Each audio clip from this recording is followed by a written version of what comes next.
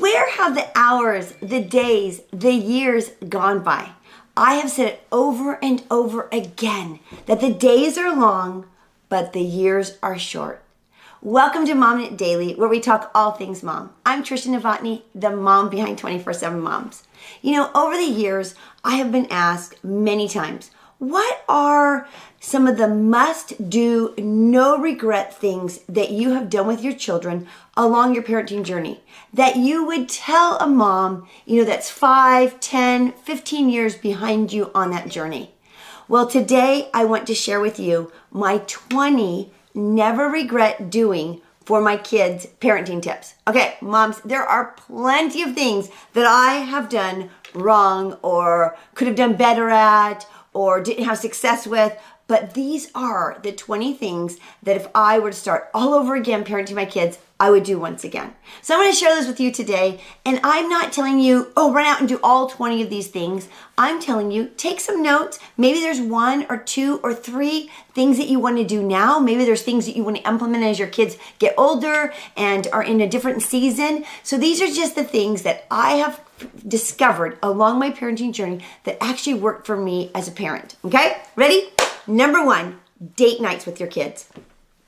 I strongly encourage you to schedule date nights. You have to be intentional about this. They can't just be like, I think I'll just do that, because we moms need to plan things out, right? So we have to schedule it on our calendars. Yes, there might be those spur of the moments where you have that moment where you can grab a kid and say, hey, let's go out to dinner, or let's go get an ice cream, let's go do this, and make it a date night. But date nights are very easy. They're not a big deal. They can be as simple as going and getting ice cream, simple as going and running an errand that your child has been asking you to do. Just take them out on a date. These have been really important because they create conversations along the way with your kids that would not necessarily happen just sitting in your house around the living room or the bonus room or wherever it is that you guys hang out in. So date nights is my first one. The second one is late night talks, especially when you have teenagers. So or college age kids, when those kids get to those stages in life, they stay up later. And sometimes they stay up much later than we moms do, right? And so I discovered that as I head off to bed, I often will stop in one of my teenagers or college age kids' room and just check in on them and ask them how things are going, which usually prompts me into sitting in a chair and just having a great long talk with them. It doesn't have to be serious. It doesn't have to be anything. It just is one of those moments where they're awake and they're alive and they're willing to talk and they want to chat, and you want to absorb all that in. You want to take advantage of that. So sometimes you might be tired and wanting to go to bed, but those late night talks are really important along the parenting journey. The next one is speaking words of life. This has kind of been a family value of ours to constantly try to really instill in our kids the importance of speaking life into each other, so that you speak life into yourself, right? So that chat in your head is positive instead of negative. So we've done it in multiple ways, just regularly in our verbal words. Things like I have in our kitchen on our window, we have everybody's names, printed out in those vinyl letters from that Cricut machine, all on the window. And then we have white chalk markers, and people can just go and write a positive word about others, just speaking life into each other. I've done where at Valentine's Day, I write on little hearts positive words and I put them on my kids' doors. So there's all kinds of ways that you can speak life into your kids.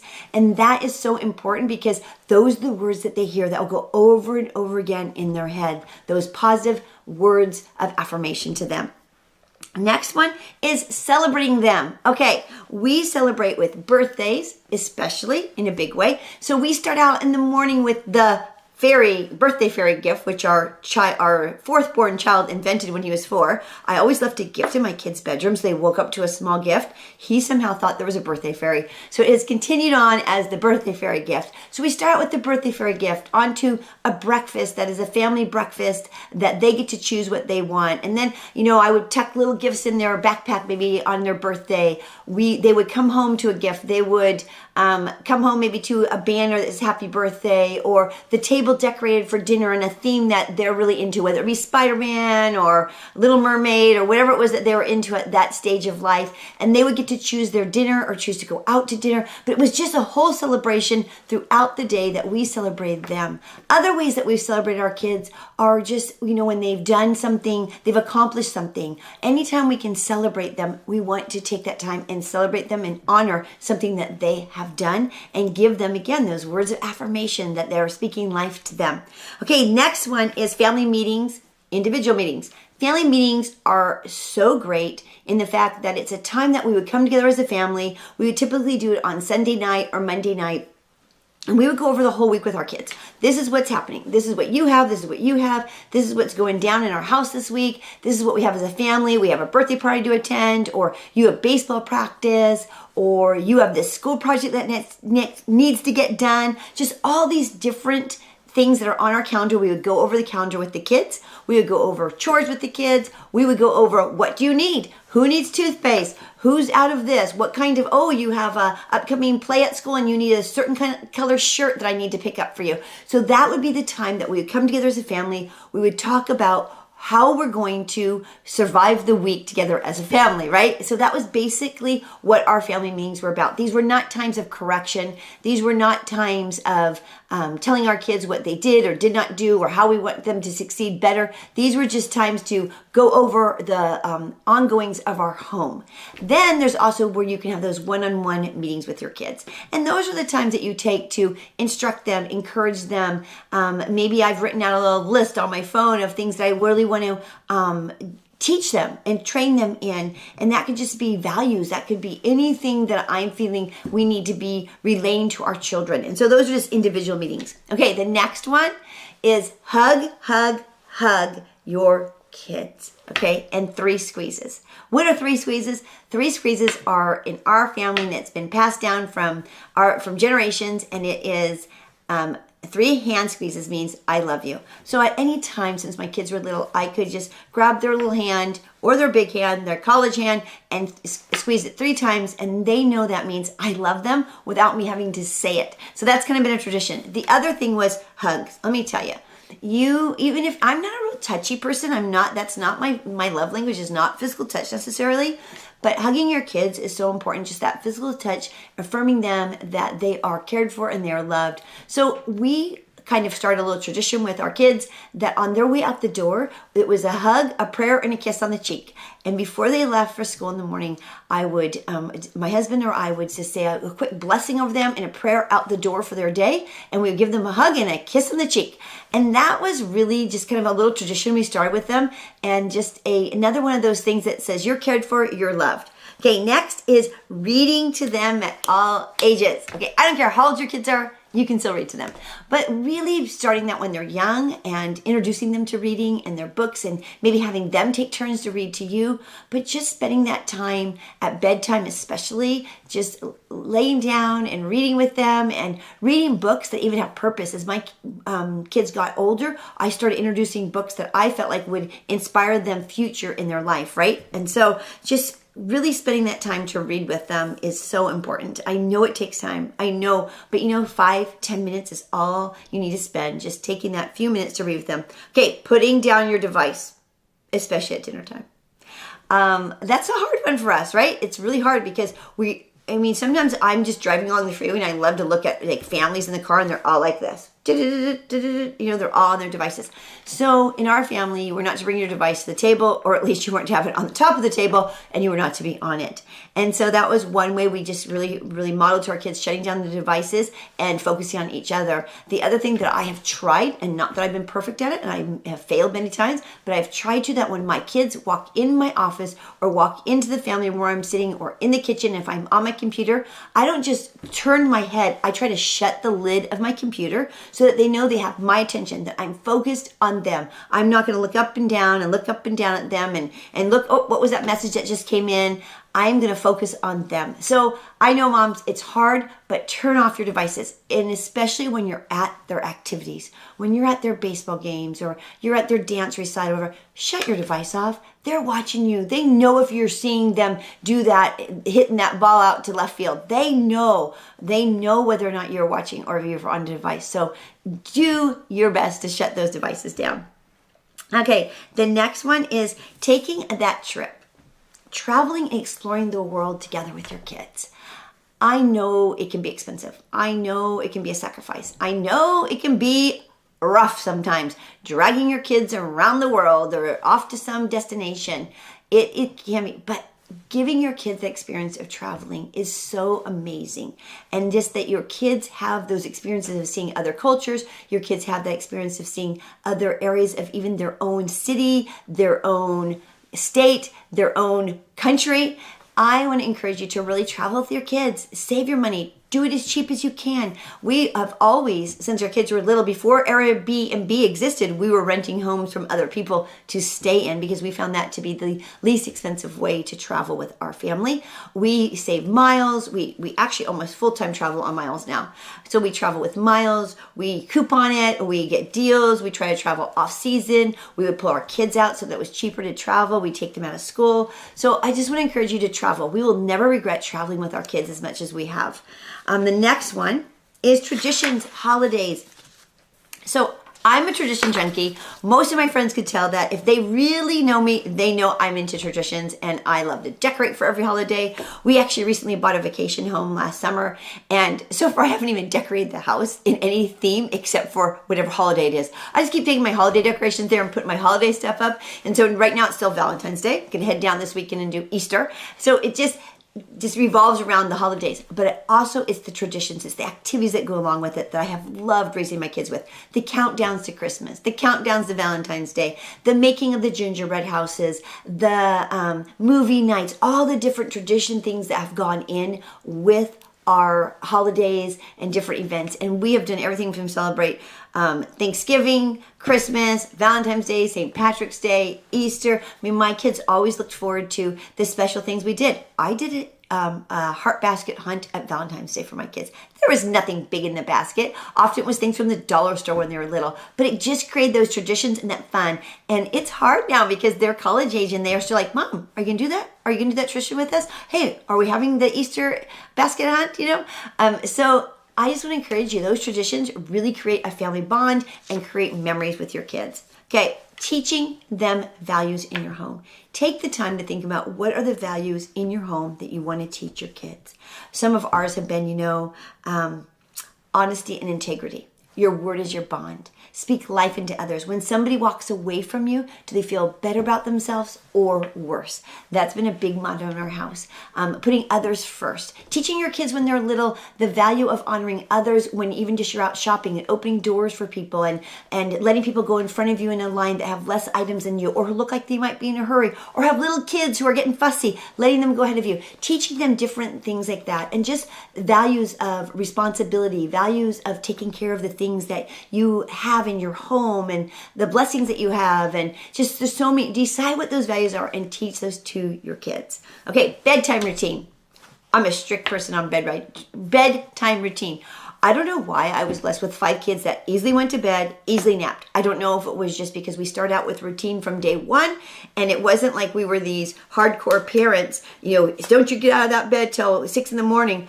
We just had a routine, and it was from brushing your teeth to drinking a drink of water to reading a story to saying a prayer to allowing them to have a special toy in bed with them, whatever it was in our routine during that season of parenting them, it worked. And so I just really believe that the bedtime routine is important because it makes for happy kids. When they can get to bed and they have a routine and they know this is what's expected of them to go to sleep, and then when they wake up in the morning, they're refreshed and they're not cranky and tired. So we had a bedtime routine with our kids until they were teenagers, pretty much certain times of the night. I mean, our teenagers still had a bedtime routine, but it was much later, but our younger boys were like 8:30, every night of the week. Mondays and Friday, they could stay up till 9:30. But they would, one of our kids would come to me at 8:25. Mom, please put me to bed. Can someone in this house put me to bed? If we were not right on it, he was on us about putting him to bed. So bedtime routines, in my opinion, make for a healthy home, because then it also gives you the downtime as a mom to not have all your kids up running around the house while you're up and need that little bit of downtime. Surprise outings. We tried to do this with our kids, and my most memorable one is when we told, well, I have two actually. We told the younger boys that we were going to be going out of town and that we needed to pack, and we did not tell them where we were going. We put them on a plane, we flew them to California, and we took them to Legoland. And while we were there, we also surprised them with a day at Disney. So we didn't have much money at the time. We even contemplated canceling the trip, but we just found the cheapest way to do it. We stayed in a not so great hotel.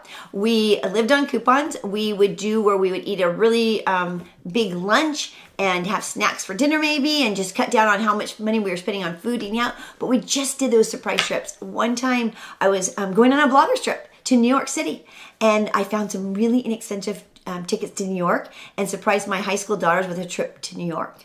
And just kind of just told them, pack your bags, and they had no idea where we were going. And next thing you know, it was like the dream of their life to get to go to New York City. And so we went to New York for a few days and just had those surprise moments with them. Whether it's even just a day thing, like just picking them up and take them on a surprise date, or a surprise outing, someplace that they've been wanting to go, or even just wanting to do, right? One time we had this big giveaway in our community of movie tickets, and you had to get in line to get these tickets. And I surprised my kids, especially my middle school daughter, by picking her up at school and pulling her out of school to go get in line so she could get that free movie ticket, which wasn't just a free movie ticket for a day. It was for 3 months. You could go to the movie any day, as many times as you wanted, and bring a friend. So for 3 months, all my kids got to just take all their friends to the movies when our movie theater first opened. So that was like a big surprise. And those are memories they will forever have. They don't have to be big. That was free. I didn't have to pay for that one. Okay, serving others. One of the things that we've always tried to instill in our kids is serving others and doing for others. We've taken our kids to Mexico to build houses for the poor. We actually lived there and built houses for the poor, and really tried to teach our kids what serving meant. Right now, currently, on Wednesdays, one of my sons and I, we pick up these boxes of meal food that is like potatoes, onions, hamburger, cheese, dairy, all these things in this box, and we deliver it to a community of people who right now are struggling. They don't have their jobs. They don't have as much money right now. So we take them and we deliver them to their homes because we feel like it's important to give to others. And so just finding ways, our family during COVID, one night we made hundreds of peanut butter and jelly sandwiches that we took down to the homeless shelter. When the homeless shelter was having to shut down their feeding programs, we were able to make these peanut butter and jelly sandwiches and put them in individual Ziploc bags that then they could make lunch bags for for the homeless. So just finding ways that your family can serve others and getting that as, again, a family value in your kids, that we serve others. Chores. Teach responsibility to your kids.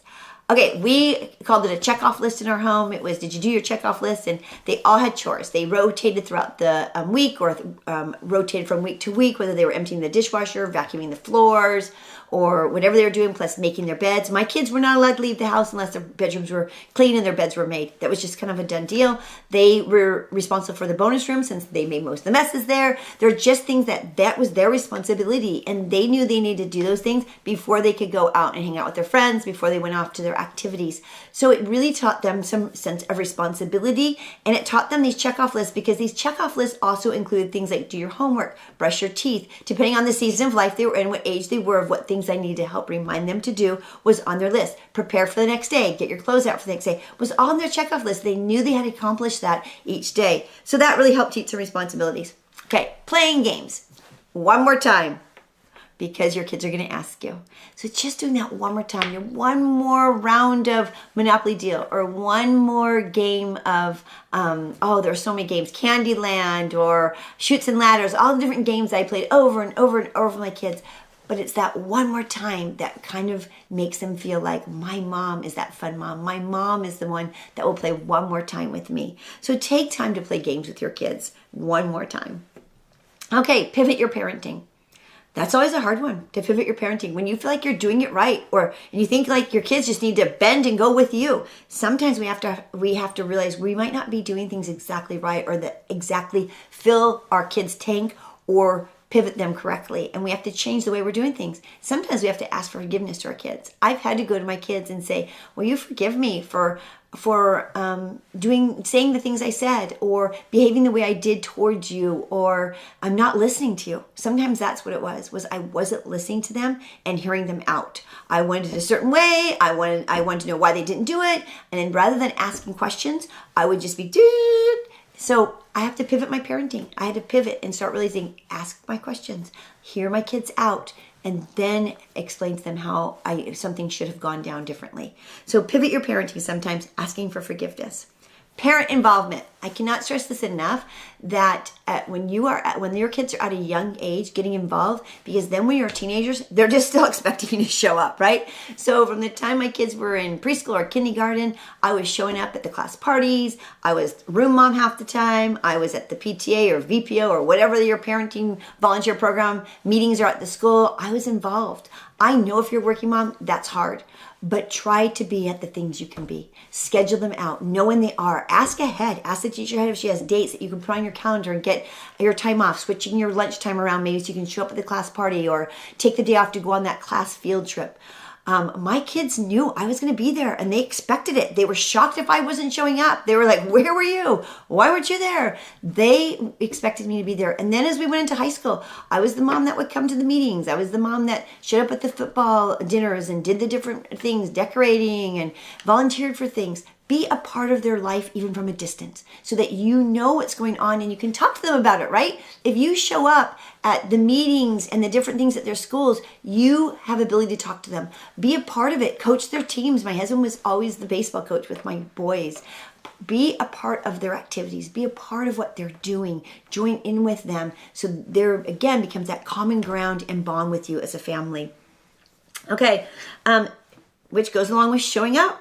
Show up at their practices. Show up at their games. Show up at their performances.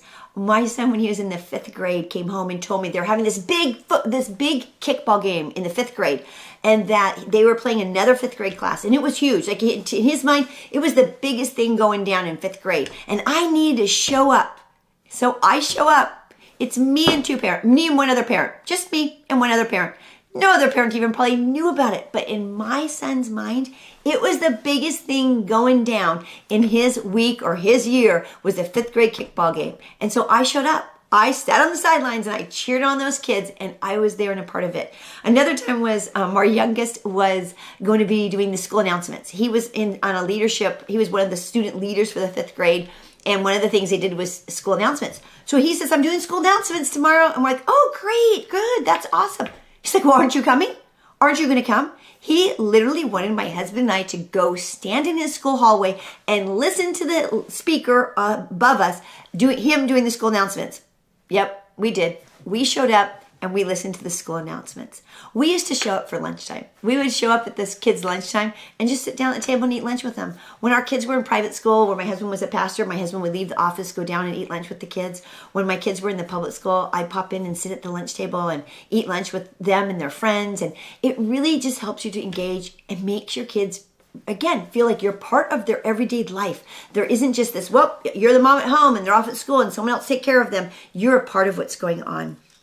And the last one, number 20, which to me is the most important, is really having a faith-based family. Praying with them and for them, making church a priority, making the activities that are around faith important, whether it be our kids went through Young Life and we're involved in Young Life, church youth groups, whether it was in our church when the girls were little was a program called Missionettes, whatever, Royal Rangers for the boys, whatever it was, is making that a priority in your family. And so that was important to us. So those are my 20 no regret parenting tips, the 20 things that I would list out for a mom who is just starting the journey or in the middle of the journey and say, here's some of the things that work for me. Again, this was not to stress you out. This was not to say, Mom, go do all these things. You need to do all 20 of these so you can have perfect children. My kids are not perfect. We do not have a perfect home. We do not have a perfect marriage. We do not have a perfect life. But these are things that helped me to engage with my kids, helped me to build a relationship with my kids, helped me to be a part of their day-to-day life, and really helped us get through the parenting journey. So I just want to encourage you, pick 1, 2, 3 of those things, implement them over the years, and see how it goes for you. Hey moms, thanks for joining me today here at Mommin Daily. I will catch you next time right back here for more ways to simplify your mom journey as you Mommin Daily. Thanks for joining me. Bye.